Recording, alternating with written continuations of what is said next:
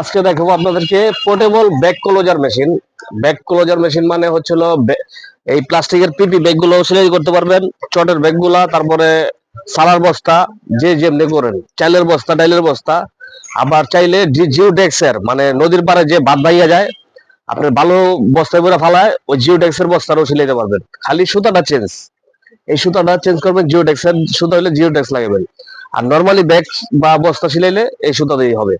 তো এই ধরনের ব্যাগ ক্লোজার মেশিন যারা নিতে ইচ্ছুক আমাদের সাথে যোগাযোগ করবেন। এই মালটা এই মাত্র সেল হয়েছে এই ভাইয়ের কাছে। এই ভাইয়ের আমি চালায় বুঝে শুনে দিয়ে দেবো। ভাই কোথা থেকে আসছেন? মিরপুর থেকে আসছে।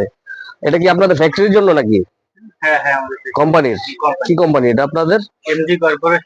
এমজি কর্পোরেশন ইন্টারন্যাশনাল থেকে উনি আসছে ওনার বসের মাধ্যমে।